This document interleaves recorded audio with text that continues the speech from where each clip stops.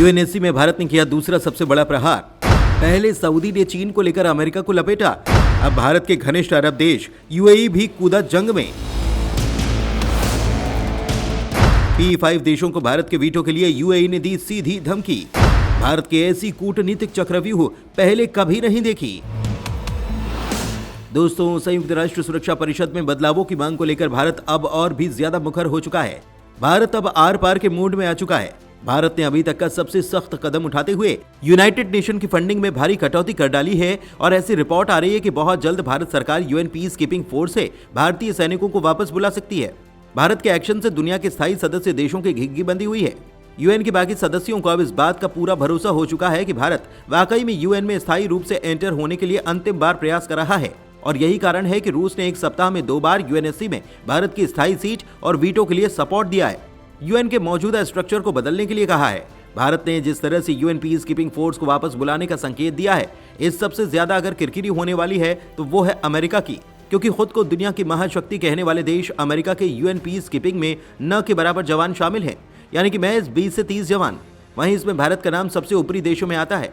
हम आपको वीडियो में बताएंगे कि भारत यूएन के लिए कितना योगदान देता है, लेकिन इससे पहले ये जान लीजिए कि यूएन में अमेरिका अब एक और काम को लेकर घिर चुका है और वो है गाजा की हिंसा को लेकर अमेरिका का वीटो लगाना। अमेरिका खुद नहीं चाहता कि ये जंग रुके।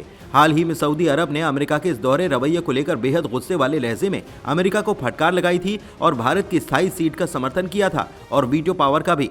दोस्तों, अब एक और देश ने भारत को जोरदार तरीके से यूएनएससी में स्थायी सीट के लिए सपोर्ट कर दिया है और वो देश है संयुक्त अरब अमीरात, जिससे भारत के साथ संबंध इन दिनों काफी तेजी के साथ अच्छे हो रहे हैं। यूएई ने यूएनएससी में भारत के सपोर्ट के लिए एक तरह से बाकी के देशों को सीधी धमकी दे डाली है। दोस्तों, हम आपको पूरी खबर बताएंगे, लेकिन उससे पहले वीडियो पर एक लाइक जरूर कीजिए। साथ ही वीडियो देखने के बाद इससे संबंधित जो भी आपके विचार हों कमेंट में लिखकर हमें जरूर बताइएगा। यूएनएससी में भारत के लिए जंग में कूद पड़ा यूएई। P5 देशों को सख्त लहजे में यूएई की चेतावनी। दोस्तों, आप जानते ही हैं कि भारत के लिए यूएन सिक्योरिटी काउंसिल की परमानेंट सीट और वीटो पावर कितना जरूरी है। यह हमारे सभी मित्र देशों को पता है, क्योंकि भारत लगातार कोशिश कर रहा है कि यूएन सिक्योरिटी काउंसिल में रिफॉर्म हो और टेबल पर भारत को स्थायी सीट मिल पाए। अब ऐसे में वो दोस्ती कैसी जो कि मदद के लिए सामने ही नहीं आए। ऐसे में मिडिल ईस्ट के बहुत ही इंपॉर्टेंट मुस्लिम देश यूनाइटेड अरब एमिरेट्स ने भारत के लिए आवाज उठा दी है। दरअसल यूएई के प्रेसिडेंट शेख मोहम्मद बिन जायद के डिप्लोमेटिक एडवाइजर अनवर गर्गश इस वक्त भारत के दौरे पर हैं। भारत में ऑब्जर्वर रिसर्च फाउंडेशन नाम की एक नॉन गवर्नमेंट और नॉन प्रॉफिट ऑर्गेनाइजेशन है जो भारत सरकार के विदेश मंत्रालय के साथ मिलकर हर साल रायसीना डायलॉग नाम की एक मल्टीलेटरल कॉन्फ्रेंस का आयोजन करवाती है। आपने नोटिस किया होगा कि विदेश मंत्री एस जयशंकर को फॉरेन कंट्रीज इनवाइट करती है, वहां पर वो कॉन्फ्रेंस में जाकर डिबेट और डिस्कशन करते हैं।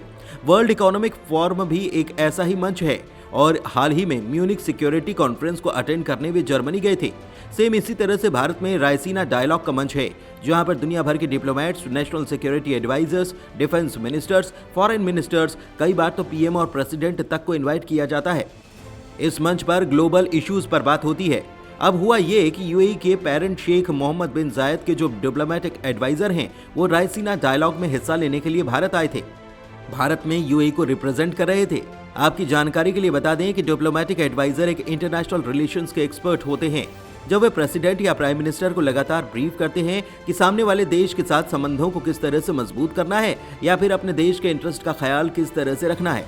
अब हुआ क्या कि यूएई का पक्ष रखते हुए अनवर गर्गश ने यूएनएससी के रिफॉर्म का मुद्दा उठाया और भारत को सपोर्ट करते हुए कुछ बेहद ही इंपॉर्टेंट बात बोली, जिससे कि तुर्की और पाकिस्तान को मिर्च लगने वाली है। अपनी स्पीच के दौरान उन्होंने कहा कि भारत वास्तविक रूप से एक ग्लोबल प्लेयर और सुपर पावर बनने की कगार पर आ चुका है, यानी भारत सुपर पावर बनने के करीब है। इसीलिए भारत को यूएनएससी में स्थायी मेंबर के तौर पर होना ही चाहिए। यूएई की तरफ से उन्होंने कहा कि अभी का जो मौजूदा ग्लोबल सिस्टम इस वक्त चल रहा है वो काफी ज्यादा पुराना हो चुका है, जिस वजह से हमें दर्द और पीड़ा उठानी पड़ रही है। यूक्रेन और गाजा के मुद्दे पर यूएनएससी में जो वीटो लगाए गए, उससे पता चलता है कि आप एक राय बना ही नहीं पा रहे। और अगर मिडिल ईस्ट के देशों में मौजूदा सिक्योरिटी सिचुएशन पर नजर डाली जाए तो हम इस बात से काफी चिंतित हैं कि जो ये सिस्टम है क्या अपने आप को रेगुलेट कर पाएगा, क्या सिचुएशन को नियंत्रित कर पाएगा। यूएई ने कहा कि इस वजह से डेवलपिंग देशों के द्वारा अभी की यूएनएससी की मौजूदा व्यवस्था में बदलाव करने की लगातार मांग की जा रही है। भारत और ब्राजील जैसे इकोनॉमिक पावर हाउस को सिक्योरिटी काउंसिल में शामिल करने की मांग उठ रही है, जो कि जमीनी सच्चाई से पूरी तरह अवगत है। इसीलिए भारत और ब्राजील जैसे देशों को यूएनएससी में स्थायी रूप से सदस्यता देनी ही चाहिए। आपको ये भी बता दें कि यूएन के लिए भारत करोड़ों रुपए तो देता ही है, जबकि भारत से यूएन पीस कीपिंग फोर्स में शामिल हर साल हजारों जवान जाते हैं। यूएन के आंकड़ों की सबसे दिलचस्प बात यह है कि इसमें खुद को दुनिया की महाशक्ति कहने वाले देश अमेरिका के जवानों की संख्या नाम मात्र की होती है। संयुक्त राष्ट्र के आंकड़े बताते हैं कि उनके शांति मिशन के दौरान साल 2018 में 100 देशों के करीब 3767 जवानों ने अलग अलग मिशन में अपनी जान गंवाई। इनमें सबसे अधिक जवान भारत के शहीद हुए। आपको बता दें कि संयुक्त राष्ट्र की सेना का संचालन यूएन का डिपार्टमेंट ऑफ पीस ऑपरेशन के तहत होता है। संयुक्त राष्ट्र के आंकड़े बताते हैं कि साल 2019 में इस शांति सेना के तहत 1,04,011 कर्मचारी थे। इसमें 86,145 वर्दीधारी जवान, 12,932 सिविलियन और 1,334 वॉलेंटियर्स शामिल थे। इस शांति सेना में यूरोपीय देशों के करीब 6,000 यूनिट हैं, जबकि भारत, पाकिस्तान और बांग्लादेश की करीब 8,000 यूनिट शामिल हैं। इसके अलावा अफ्रीकी देशों की इसमें करीब 44,000 यूनिट है। हर वर्ष इसमें विभिन्न देशों के शांति सैनिकों की गिनती घटती या बढ़ती रहती है। जैसे कि साल 2020 में यूएन मिशन के तहत सबसे अधिक जवान थे, वहीं 2013 में पाकिस्तान के सबसे अधिक जवान थे। 2015 में भी फिर बांग्लादेश सबसे अधिक जवान इस शांति मिशन का हिस्सा बने थे। यूएन के 2021 के आंकड़े ये भी बताते हैं कि उसकी शांति सेना में सबसे अधिक जवान बांग्लादेश से हैं। इसके बाद नेपाल का नंबर आता है और तीसरे नंबर पर भारत का नाम है। संयुक्त राष्ट्र स्थापना में भारत का अहम योगदान। दोस्तों, भारत का संयुक्त राष्ट्र शांति स्थापना में सेवा का एक लंबा इतिहास रहा है। भारत ने किसी न किसी अन्य देश की तुलना में यूएन पीस कीपिंग मिशन में सबसे अधिक कर्मचारियों का योगदान दिया है। साल 1948 से लेकर अब तक दुनिया भर में स्थापित 71 यूएन शांति अभियानों में से 49 में 2,53,000 से अधिक भारतीयों ने सेवा दी है। मौजूदा वक्त में भारत के लगभग 5,500 सैनिक और पुलिस कर्मचारी संयुक्त राष्ट्र शांति मिशन में तैनात हैं।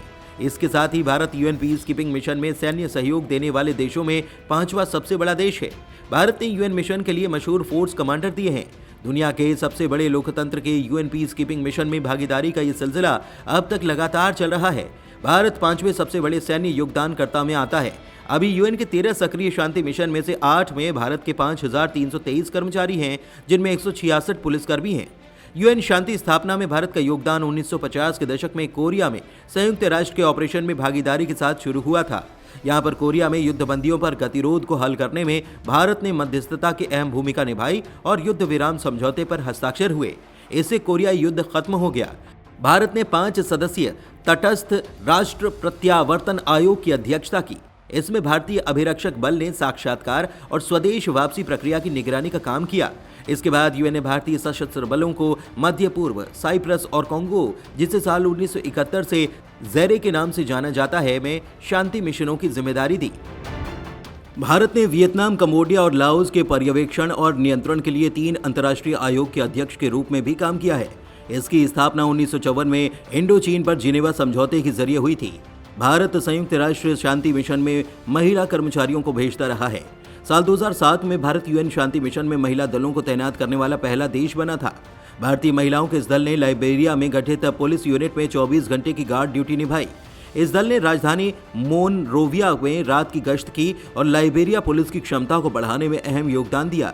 इन महिला अधिकारियों ने न केवल पश्चिम अफ्रीकी राष्ट्र में सुरक्षा बहाल करने में भूमिका निभाई, बल्कि लाइबेरिया के सुरक्षा क्षेत्र में महिलाओं की संख्या में बढ़ोतरी करने में योगदान दिया।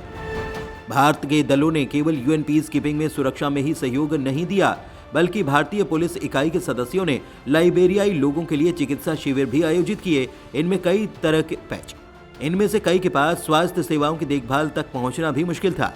मेडिकल केयर उन कई सेवाओं में से है जो भारतीय शांति रक्षक उन समुदायों को देते हैं जहां वो यूएन के शांति सैनिकों के तौर पर काम करते हैं। कई जगह भारत की तरफ से यूएन के ये शांति सैनिक पशु चिकित्सा सहायता और इंजीनियरिंग सेवाओं जैसे खास काम भी करते हैं। धन्यवाद।